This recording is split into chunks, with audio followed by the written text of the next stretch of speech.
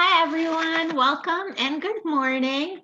My name is Layla Abulhawa, and as most of you know, I am the primary contact at Integral Molecular for RVP sales and technical support.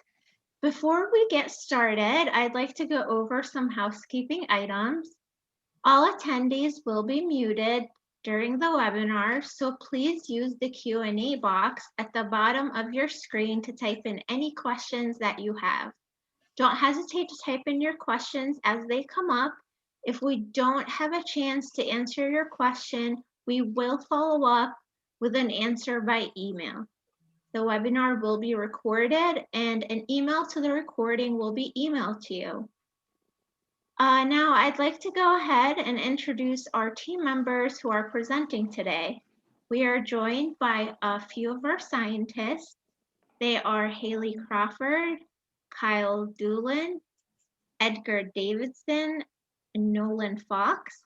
We are also joined by Sharon Willis, co-founder and the VP of Customer Relations, and also Ben Durant, co-founder, president, and CEO of Integral Molecular. Next, I'll hand it over to Sharon Willis, who will give background on the company and an overview of what we're going to cover today. Sharon? Thank you, Layla, and welcome everyone to our webinar today. Next slide, please. I'm going to start off with a brief introduction of Integral Molecular. We're a biotech company based in Philadelphia. This is our 20th anniversary, and we have spent the last 20 years working on all kinds of membrane proteins. But most importantly for this webinar, 20 years of experience manufacturing VLPs and reporter viruses. We're a company that was founded by viruses on virus technologies, or founded by virologists on virus technologies. And we have lots of experience, manuscripts, and we've worked with a large number of viruses in our 20 years, including SARS, which we'll focus on today, dengue, Zika, Marburg, Ebola, chikungunya. We love viruses. So if you have any interest outside of the SARS epidemic viruses, don't hesitate to contact us. Next slide, please. So today we're going to cover a number of things. We're going to start with an overview of our SARS-CoV-2 RVPs. We also have been expanding our offerings and now have 29 variants. And plus, we'll talk a little bit about a good negative control for neutralization assays. And then we're going to look at the emerging strains that are out there and how the RVPs can be used to really profile those strains. We're going to cover epitope mapping. So if you have an antibody and you need to know how it interacts or binds to the spike protein, we can help you with that. And we'll end with a live Q&A session. And now I'm going to hand it off to Hayley Crawford. Good morning. I'm Hayley Crawford. I am the virology project leader. I'm going to give a very brief overview of our RVPs and how you can use them for everyone who's new. Our RVPs are similar to VLPs, but they contain a reporter gene that is expressed upon infection of a target cell.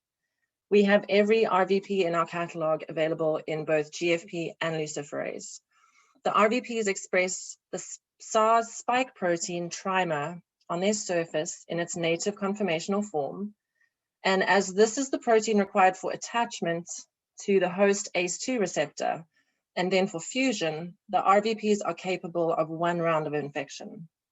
There is a lentiviral capsid, which is essential for assembly and release of the RVPs from our production cells. And this contains inside it the genome encoding the reporter gene. As no viral genes are encoded in this genome, the RVPs cannot replicate, cannot cause disease, and are therefore safe in a BSL-2 lab.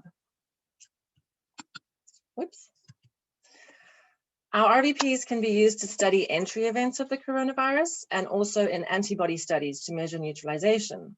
Both patient sera and commercially available antibodies can be studied, and the assays can be performed in both 96 and 384 well plates, allowing for high throughput. The infectivity and neutralization curves, just like these ones, are provided to you with each lot of RVPs you purchase from us. Along with our RVPs, we always send a free vial of our monoclonal ACE2 HEC293 T cells.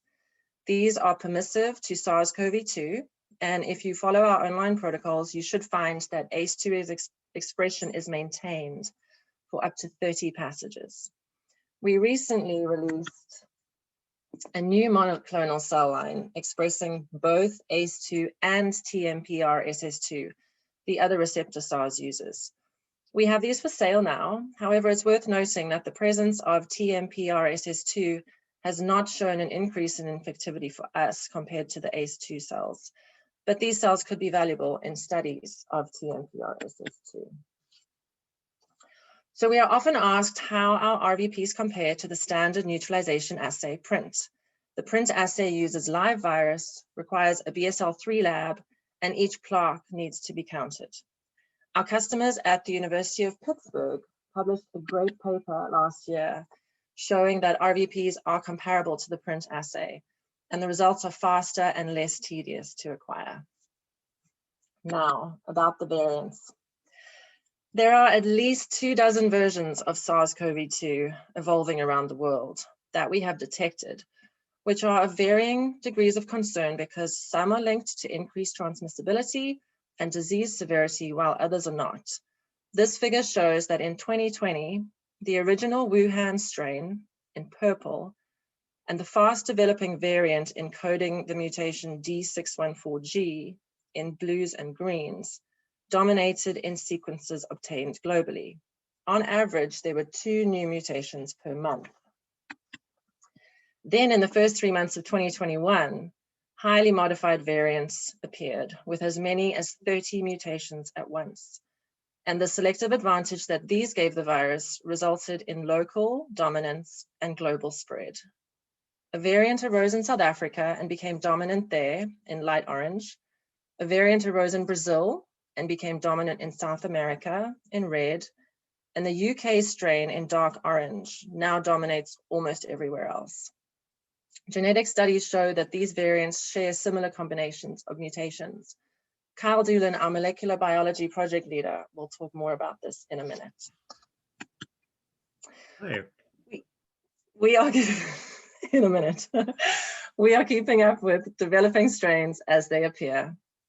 Our various teams identify new variants in the news and in online preprints, and once we determine that these are relevant and we get the spike sequence, we begin production of RVPs. We now have 29 different variants available, and we continue to add to our inventory. As I said earlier, all RVPs come in both GFP and Luciferase versions.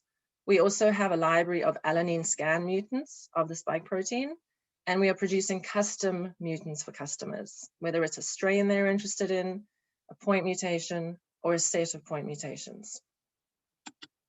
The CDC has categorized variants into 3 categories: variants of interest, variants of concern, and variants of high consequence. There are no variants of high consequence right now. Variants of concern are classified as those that have evidence of impact on transmission, diagnostics, and immune escape, evidence of increased transmissibility and disease severity, and evidence of significant decreased neutralization by antibodies. 4 of these we have in our catalog. They are the UK, Brazilian, South African, and Californian strains. There are 2 variants of interest. This is categorized as having genetic markers that potentially affect transmission, diagnostics, and immune escape, but there's not much evidence. And there's limited prevalence of these. And these are the New York and Nigerian strains that are in our catalog. Kyle Doolin is now going to tell you about the RVPs we have made from the variants of concern. Thank you, Hayley. My name is Kyle Doolin. I'm the molecular biology project leader, and we've been really focusing and looking at all the mutants as they've arisen, and wanted to share some of those results with you today. So first of all, going on to the variants of concern, we have here shown neutralization profiles for all of them. So in this assay, we add the RVPs to cells with and without an antibody that's specific to the spike protein, in this case, VHH72, which you can also use as your positive control from R&D systems. And what we see is that all of these variants are infectious in the circles along the top, and that as we titrate in the MAB concentration, we see a reduction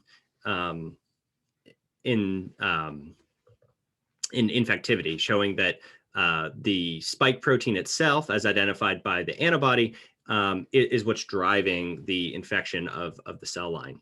So if we go on to the next slide, please. Oh. We can see that, in the previous slide, we saw that every time we added that VHH72, it knocked down neutralization.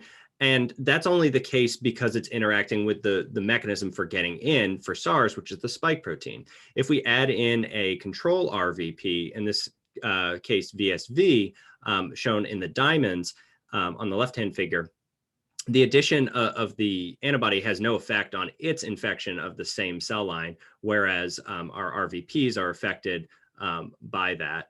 And so kind of taken together, it really shows that the spike and the mutations in the spike are what driving the infection of the cells in the assay.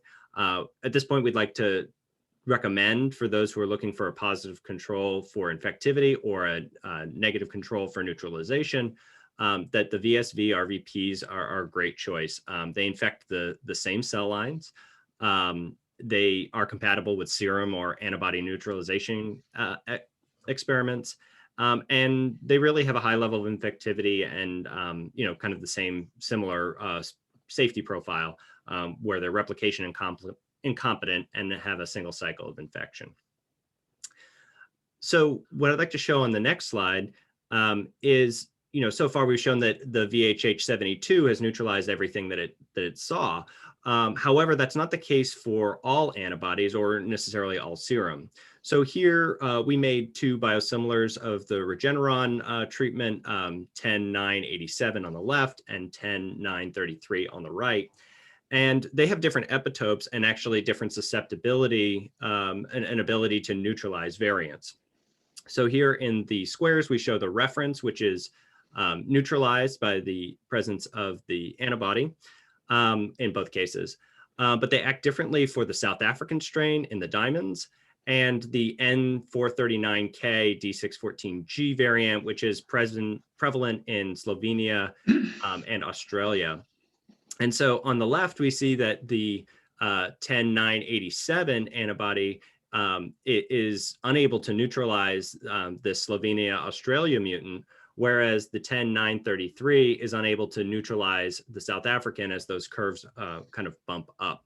And so this really shows the ability to use antibodies, but also our customers are using the serum and serum from vaccinated individuals to assess the ability of mutants to evade either treatment or vaccination regimes. And taken all together, it really shows the way that the spike protein on the surface of our RVPs recapitulates exactly what we see in nature. If we go to the next slide, it's not that result isn't all that surprising to us. So here is a co-crystal structure of those same two antibodies. And we've also identified the two residues of major interest, the N439, which was mutated to K, and the E484, which was also mutated to K. And those are right in the binding epitope for these two antibodies. So, with some of this information, you can predict how it might work, but certainly in situations with serum, it's a little more complicated with multiple antibodies, and you might not know how that neutralization works. So if we go to the next slide, overall, we've been tracking these mutations and the common mutations and variants of concern.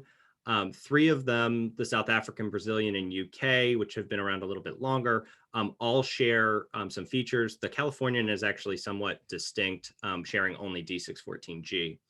But what's interesting is kind of the relationship of these other two, which is N501Y, which certainly increases, reports suggest increases the ability of the RVP or the virus in general, to bind ACE2, and E484K, which may have an effect in that way, but really is a neutralization concern. It's an exposed epitope that's commonly targeted, and that mutation seems to block a number of antibodies and serum. And what's interesting about this mutation is that it seems to have arisen very independently and around the world. So on the left, bottom left figure, we have a figure from Next Strain where we've identified all of the sequences of strains that have E484K. And if you kind of look at the lineage and even in the naming of themselves, the South African, Brazilian, and UK all started from a common ancestor with a 501Y mutation.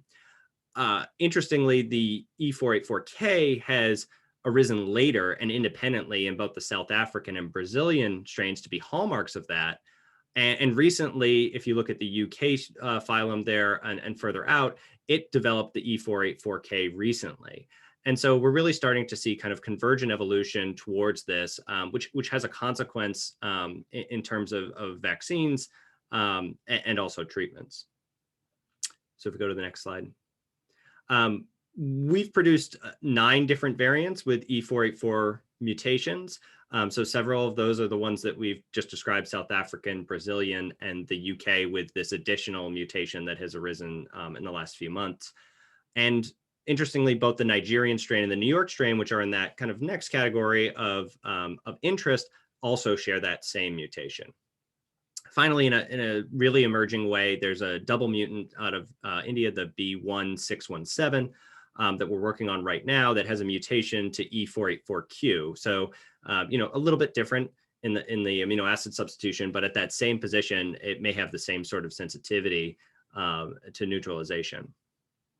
Finally, we want to highlight that we also offer the E484K alone for mechanistic studies, so that you can really look at exactly what's going on a molecular perspective.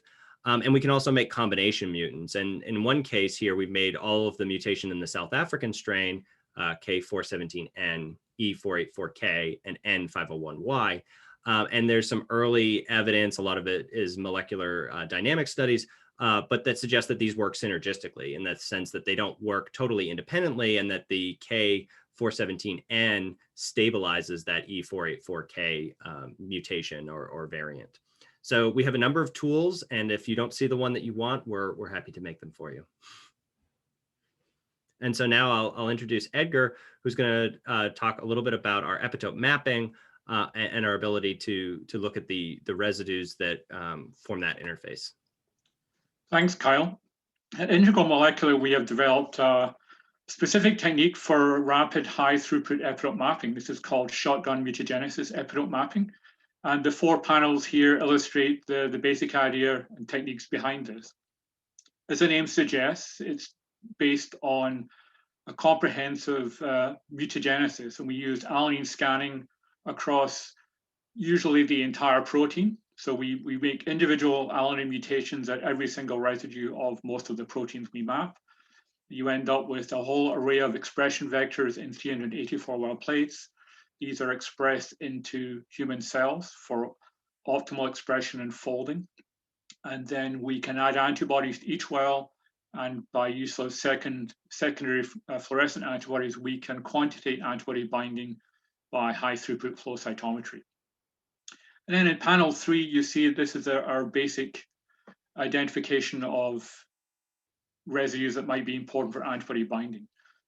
One of the keys is to normalize the antibody binding in each well to the ability to bind to the wild type protein. This allows us to compare binding by a test antibody against any other antibody that we have mapped against a particular target. And in this case, you see that what we're looking for is we're identifying in red these 5 residues, or 5 mutations, where a control antibody binds well on the x-axis, but the y-axis, the antibody binding is greatly decreased by these mutations. And that tells that these are really likely candidates for epitopes, and by comparing them with against other antibodies, we can eliminate any mutations that may be resulting in misfolds. And in panel 4, you can just see that we're able to plot these residues locations on three-dimensional structures when they're available. And in this case, this is an HCV antibody that we mapped. So we are mapping the high throughput, and we map vast majority of them are conformational epitopes, and we map at single amino acid resolution, and we're identifying those residues that have the highest energetic contribution to antibody binding. And we've mapped antibodies against a whole variety of proteins, the majority of them membrane proteins. Relevant to this topic, we have mapped over 700 antivirus envelope antibodies. And currently we are working on SARS-CoV-2, and currently we have a 4-week turnaround for epitope mapping SARS-CoV-2 antibodies. And we have a greater than 95% success rate for mapping antibodies that bind to conformational epitopes. And on the next slide, I'll show you what we've been doing with SARS-CoV-2. And to date, we have mapped 70 antibodies against the SARS-CoV-2 spike. And I'm going to show you a couple of examples taken from publications that illustrate the kind of maps we're getting from not just RBD antibodies, but other parts of the spike protein. And the structure shown in the middle is the spike protein monomer. And on the left-hand side in yellow is the RBD domain. And you can see in green and blue epitope residues that we identified for a couple of antibodies. And this data was published in Nature Communications this year. And these two antibodies were part of a two-antibody cocktail that showed neutralization and protection in mouse models of disease. And they were non-competing antibodies. You can see from the epitope maps that we obtained that explains why they don't compete, because we're identifying residues that are distinct on top of the RBD region of the spike protein. On the right-hand side in blue, we've highlighted the N-terminal domain, or NTD. And this is one of the antibodies we mapped in a paper that it's online at the moment, just about to be published in Cell. And we identified a number of residues for a neutralizing antibody that binds to this top region of the NTD protein. So we're able to map antibodies that bind across the RBD protein, and we can, with a bit of luck, you can look at these locations and determine whether your antibodies might be affected by some of the variants that Kyle and previous people have talked about. Now I'm going to hand over to Nolan, who's going to tell us the answer to some of the frequently asked questions that we get. Yeah, thank you, Edgar. Yeah, I'll speak on some questions involving RVP and cell use and also assay performance. So first, what CoV-2 RVP strains are we developing? In addition to the ones mentioned, including the E484 mutation, we're also currently developing or offering 5 bird strains, all of which were identified in the United States and display convergent evolution towards a point mutation at the 677th amino acid location. In addition to these, we're offering an N679S mutant, which was isolated from a newborn in DC. And we're in the process of producing the India 617 strain and the UK 318 strain, and those will soon be available through our website. It's also a constant process for us to monitor the literature and identify and begin to produce any concerning variants which are identified, with a lead time of typically 6 to 8 weeks. It's also worth mentioning that those bird strains are not viruses from birds. They were just named after North American birds to destigmatize location names. Sorry to interrupt. It's okay. All right. What is the viral titer of our RVPs? For all of our GFP RVPs, a viral titer is calculated, and that can be found on the individual tech data sheets offered on our website. For Luciferase RVPs, we provide both a signal to background and Z prime value, and we are currently optimizing an assay to give exact titers for the Luciferase RVPs. Can our RVPs be thawed, aliquoted, and refrozen? Yes. We include a detailed freeze-thaw protocol available on our website, which recommends thawing and quickly aliquoting into smaller volumes which are amenable to your assay setup, and then flash freezing those in an ethanol dry ice bath and storing long-term at -80.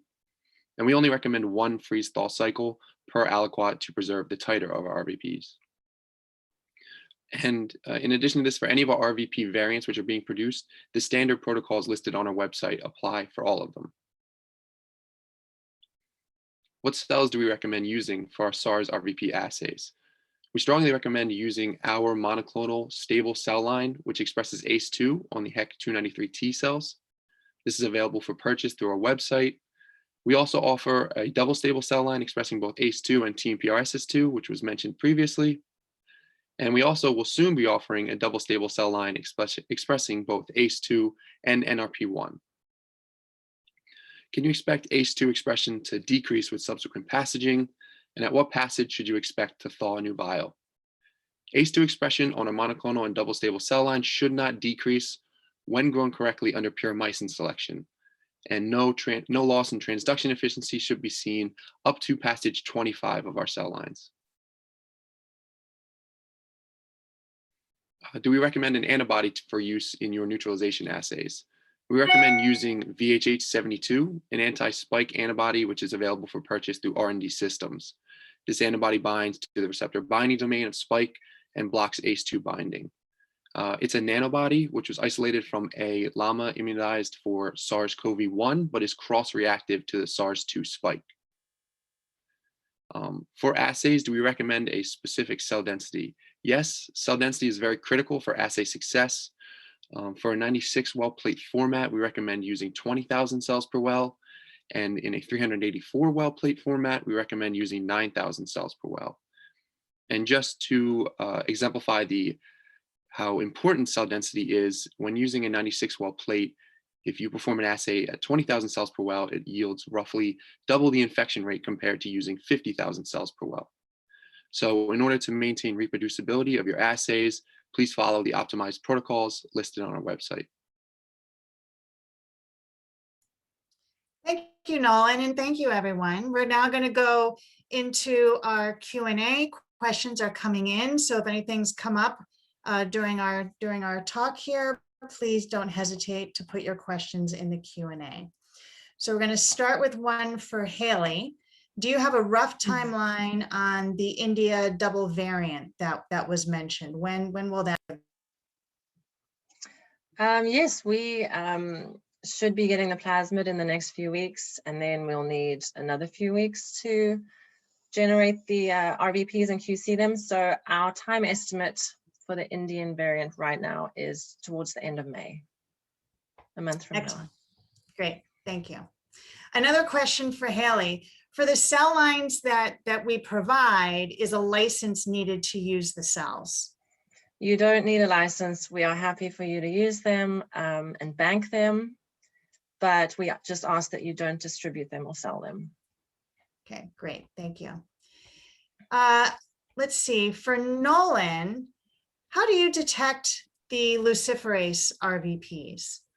All right, in order to detect the output for Luciferase RVPs, you need both a substrate and a luminometer to read the output. And you need to use reagents which are compatible with vanilla luciferase. It's a common mistake to try to use Firefly reagents. They are not compatible with our RVPs. All right, great. All right, and one for Edgar. Someone wrote, our sequences of some of the variants are different from sequences that people are finding. Can you comment on that, how we come up with our sequences? Yes, you've heard several people mention that we're constantly trying to identify the emerging variants that could be of interest. It may not all initially be designated as variants of interest or concern, but we do identify these from a wide variety of sources. They can be from preprints, they can be from databases, but also they're increasingly coming from things like news reports. You may find a news report of an up-and-coming variant or double mutation from a particular country. And sometimes, often, there's not really much information outside of the variations of interest. It's not quite clear whether other mutations are involved in these or not. But we do go to great lengths to try and look at other follow along on databases and in the CDC and other sites to identify, make sure that our sequences correspond to canonical versions of particular strains or lineages. one of the possibilities is that if you're working with a lineage sequence, there may be additional sequences, additional mutations in the spike protein that are maybe not necessarily part of the consensus or maybe missing from the consensus sequence.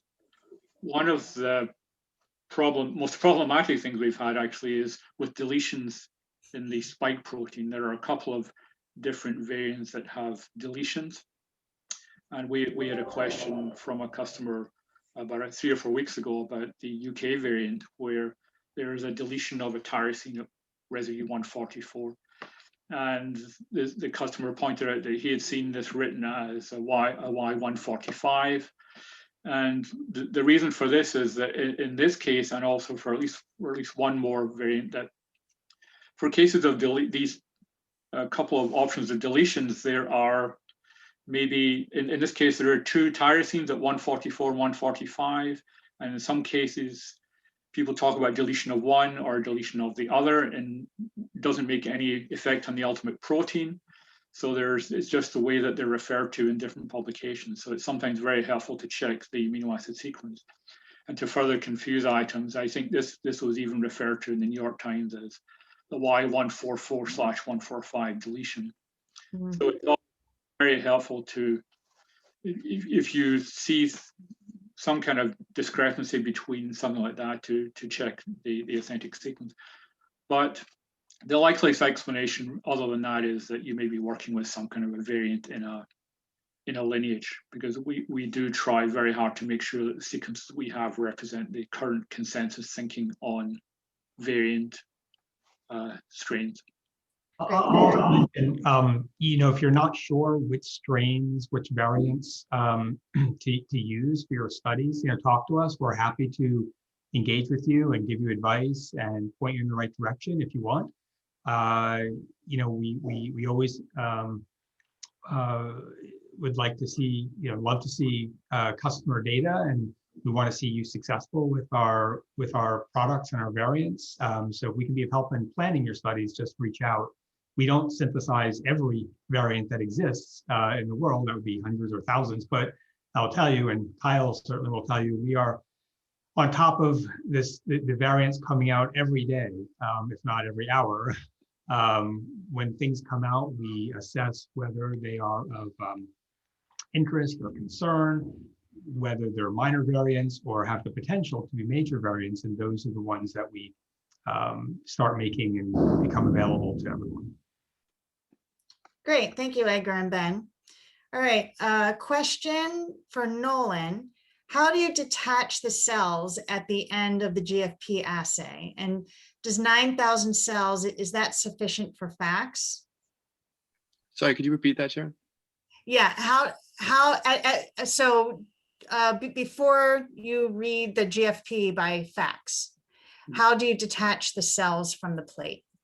Yeah, we perform a lift and fix. We use a special lifting agent which keeps outside extracellular structures intact, and then we fix them with 4% PFA so that they can be read through. We use our flow cytometer.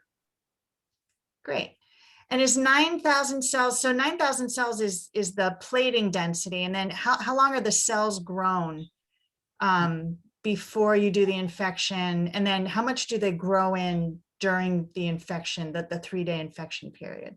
Yeah, so we allow them to grow for 48 to 72 hours, and they grow a little bit slower than normal, but they will at least double throughout that time. So there's more than 9,000 cells which are read eventually, and we can exceed the hit count that we expect to get significance with our assays. Okay, great, thank you. All right, a couple more assay questions for Hayley. And Nolan just kind of referred to this, but how long does a typical neutralization assay take? We add the RVPs to the cells 2 hours after setting up the plate, and then we put the plate in the incubator for 72 hours. And that is standard in our protocols, and that's what we've optimized our protocols for. But a lot of people ask us if they can make it shorter. You can make it shorter to 48 hours, and you will get results. However, you're not going to reach the highest infectivity levels you could. And the reproducibility may be lower if you don't go to completion of the assay. So we still recommend 72. Okay, great, thank you. And one other question, is there any benefit of using GFP over luciferase or luciferase over GFP for the RVPs? The reporter doesn't change how the RVP works. It really depends on what readout you want. So luciferase RVPs will give you a readout of relative light units, whereas the GFP readout will be the percentage of cells infected. So it depends what you want your readout to be. It also depends on what equipment you have in your lab. If you have a plate reader, luciferase. If you have a flow cytometer, GFP. Okay. Yeah, and I'll also say, for anyone who's doing high throughput assays, many times luciferase is very good. You can do things very quickly with luciferase. You have to buy the reagent. We don't sell that, but we can recommend reagent, and we do the Titer glow from Promega. But GFP, you don't need a reagent, but you do need a flow cytometer, and ideally a high throughput flow cytometer that can read a sufficient number of wells and plates that you're infecting. Okay, great. Let's see, question for Kyle on titering luciferase RVPs. I know we provide a titer for our GFP RVPs, but we don't right currently for our luciferase RVPs. So what information do we typically provide, and what's coming up for luciferase RVPs? Yeah, so with GFP, you're able to measure individual infections, whereas luciferase assay, you're looking at a population, right? As the cells are opened up. So to understand how many discrete cells are infected would require some other techniques. There's a little bit of a complicating factor in that you can't simply use a lentiviral titering on the cells with that we provide. Because they've already been infected with ACE2 as a transgene to increase that, to make the cell susceptible. So we are in the process of developing ways of titering the luciferase, but that's still in the works. Okay, great. All right, and then can you talk a little bit more about, Kyle, the control antibody we use? And I know you showed some data that not all antibodies neutralize all strains. So how did we come about the control antibody that we do use, and what are its benefits? Yeah, so the VHH72 was one of the first identified cross-reactive SARS-1 antibodies that cross-react with SARS-2. And we've made several more as well. And, I think it is hard to predict where mutations will be and whether or not it will block epitopes. We're starting to get more information about those epitopes from those 70 or more antibodies that we've mapped. But it was really one of the first ones that we've tested, and it seems to have kind of broad neutralizing ability. As variants move on, we don't really know if that'll continue to be the case. Okay, great, thank you. All right, question for Ben. Someone is looking at a peptide that binds to ACE2. Can the cells be pre-incubated? Let's see, can I do pre-incubation with cells first, then add the RVPs without serum for 1 to 2 hours? Yeah, you should be able to do that. As long as the cells are healthy and happy, you can pre-incubate and then add the RVPs afterwards. You can also pre-incubate the RVPs with antibody or peptide, if that was relevant, and then add cells later. Either way, as long as the cells stay happy and healthy, you'll get good infection results. Right. Yeah, in a couple hours either way shouldn't make much of a difference if they're happy. Okay, a question for Layla. Is the double stable ACE2 TMP RSS2 cell line ready to go and ship? It is. It's ready to go, and it is ready to ship. We ship every Monday and Tuesday, and feel free to shoot me an email, and I'll be happy to send you a quote. Great, thank you. You're welcome. Another question for Hayley. What other cells have we worked with these RVPs, and what's our success rate with other cell types? So we have tried all of our RVPs with Vero E6 cells and with Keiko cells, and neither of those worked very well in our hands. So we stick to the 293Ts. Right. Yeah, and I think just to mention, you can try other cell types with our RVPs. Our cells are optimized for infectivity and very good for neutralization. There are other cell types, certainly, that are relevant for SARS-CoV-2 studies. But if you're looking for a maximal signal, then our cells are provided for that purpose. But you're certainly welcome to try other cell types. And if you have luck with other cell types in your hands, or other stables or other modified cell types, then those can certainly be used. Okay, great, thank you. All right, another question for Kyle. Do the RVPs have the spike protein? Well, the RVPs obviously have the spike protein. Do they also have the M&E proteins from SARS-CoV-2? Yeah, no, we offer only the spike protein on the surface, which seems to be sufficient for entry and infectivity. Okay, great, thank you. One more for Kyle. How can a scientist avoid non-specific inhibition of the RVPs by sera that lack SARS-CoV-2 protein?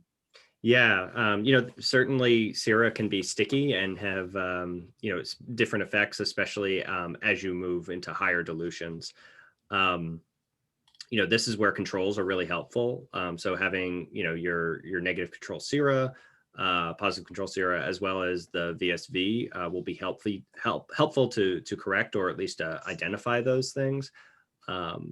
And some of it does come down to your assay and optimization there as well. But with the controls, you can at least identify if you're running into that issue. Okay, great. All right, and one for Nolan. Do you have any suggestions for improving the GFP readout for assays? If someone's not getting, the kind of readout that we're seeing when we do our assays, what suggestions do you have to improve that? I think most commonly we've seen when customers have not gotten, the readouts at the same level, it's ultimately always come down to cell density and maintenance of the cells that you're performing the assays on. So really just adhere to our cell maintenance SOPs and see if there's anything that's varying from how we recommend you should perform the assay. Okay. And as Nolan showed in one of the slides, if you use too many cells, your infectivity is going to go down, your relative infectivity. So getting the cell density right at infection is very important. Right. And I'll add one final comment. We're always happy to troubleshoot. So if you email Layla with any problems that you're having, then she'll check with the scientists to get you an answer really fast. If necessary, we can schedule a call to help you troubleshoot. All right, one last question, unless more come in. This is for Ben. How can epitope mapping really help with antibody development and help predict how an antibody will bind to an emerging variant? Yeah, so as Edgar showed, we do a lot of epitope mapping for SARS and other viruses, and we always get single amino acid resolution epitope maps. And those tell us a few things. They tell us, of course, where the antibody binds. It's also, many of our customers use that for intellectual property protections, but they also help predict what residues can mutate that for the virus to evade the antibody or vaccine. So it helps predict which variants may emerge. We've actually published on this for other viruses where we've taken epitope maps and then put the mutations that we identified, the residues that are involved in that epitope, put those into reporter viruses and shown that the reporter viruses with those mutations now evade the antibody. I think we did this for dengue and chikungunya a number of years back. We see the same thing evolving for SARS-CoV-2. Of course, many of the residues directly in the epitope regions can be mutated or have been, are mutating naturally and evading the antibodies and potentially some of the vaccines. fortunately for all of us, the vaccines have been very protective and are hitting multiple locations, usually throughout the RBD and throughout the spike protein. So I think we're all in luck and outrunning the variants with the vaccines and establishing protection worldwide. And just to say, as we hopefully see the light at the end of the tunnel in this pandemic, the reagents, the variants, the epitope mapping, the specificity testing that we're doing for the virus community is all here to help end that pandemic. The sooner the better for all of us. So if we can be of help to you, we're happy to talk, happy to provide more reagents, happy to provide services if it's useful to you, customized mutations, and free advice too if you want help with your assays, troubleshooting, or even publications. Making figures, getting the materials or methods right. These are things that we do all the time because we know we care about the science. We know how important the science is to everyone here, and we want to be there to support your science. So if you have data, share it with us. If you have publications coming out, share it with us. We're happy to also pass those on to our other customers and show that at our webinars. But we want to be here for everyone until the pandemic ends. Continue to wear masks and stay safe. All right, great. Well, that wraps up our Q&A portion. Thank you for attending. Thank you to all of our panelists for participating today.